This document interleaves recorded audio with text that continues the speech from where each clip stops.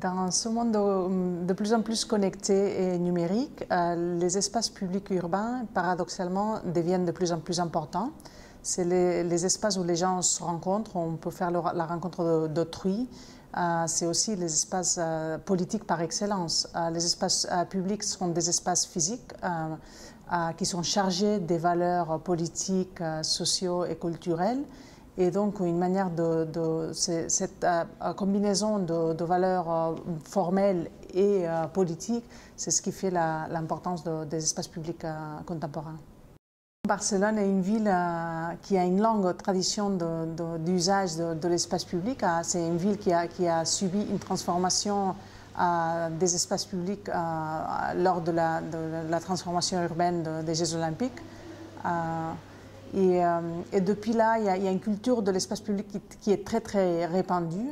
Et je pense que c'est un exemple de ce que je disais auparavant, de la dimension politique des espaces publics qui est de plus en plus importante, qui est loin d'être diminuée à cause de la révolution numérique. À mon avis, c'est accru.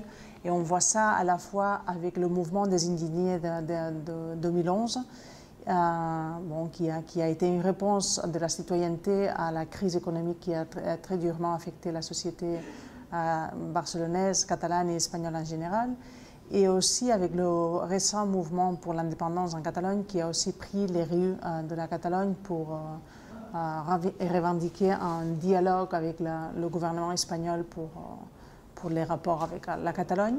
Et donc les deux mouvements sont très significatifs et très exemplaires de comment la rue et les places sont devenus, sont toujours des espaces politiques par excellence.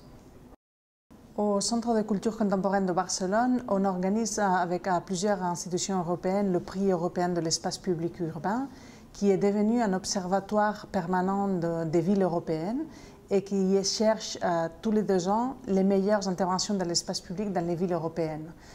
Il est devenu vraiment un thermomètre des grandes préoccupations des villes européennes. Quels sont les problèmes qui sont les plus communs dans toutes les villes de l'Europe. Et ça montre aussi les solutions à ces problèmes. Ce n'est pas juste les problèmes qu'on a, mais aussi les manières dont les villes européennes font face à ces problèmes.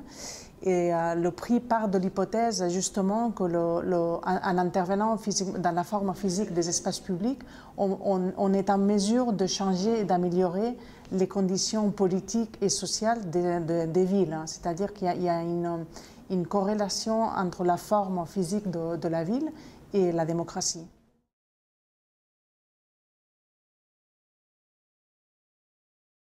Hong Kong est essentiellement un port, c'est un port qui était toujours la porte de sortie de la Chine et la porte d'entrée vers la Chine, qui en plus est ouvert complètement vers les régions d'Asie du Sud-Est et d'Orient. S'il y a une ville qui est vraiment connectée, c'est Hong Kong, qui est la ville internationale, la ville globale par excellence, et qui est en plus très avancée du point de vue technique.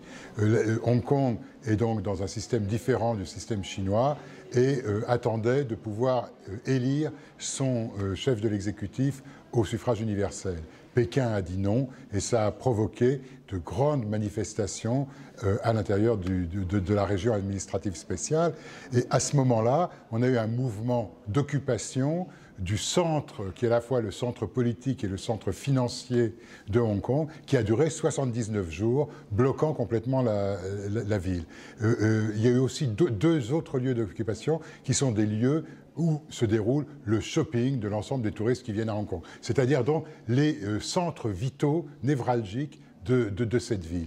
Et au cours de ce mouvement d'occupation, il y a eu une réappropriation de la ville, alors qu'autrefois, les endroits, il n'y a pas de place. Tout se passe sur des autoroutes. Ces autoroutes, d'habitude, sont évidemment bourrées de voitures et d'autobus, mais là, cette fois-ci, on pouvait se rendre à pied de ce quartier central de Admiralty jusqu'au quartier commerçant. Donc ça a été une nouvelle occupation de la ville et aussi une nouvelle sociabilité avec des gens qui se parlaient, des gens qui pouvaient s'exprimer partout. On pouvait parler pendant 2 minutes, n'importe qui pouvait dire ce qu'il voulait pendant 2 minutes. Une atmosphère extrêmement fraternelle qui a été qui est complètement à l'inverse de ce qui se passe d'habitude à Hong Kong. Ce mouvement des places, donc, a fait que l'occupation de l'espace public a rendu une sociabilité tout à fait nouvelle, et c'est quelque chose qui a duré 79 jours, ce qui est quand même très long.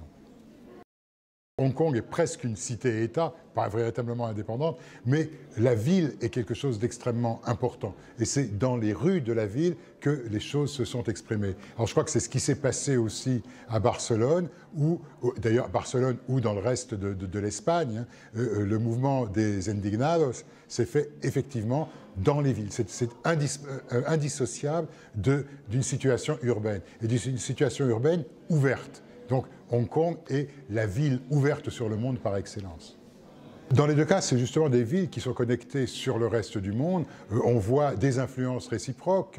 À Barcelone, bien sûr, on avait un peu l'influence de Occupy Wall Street.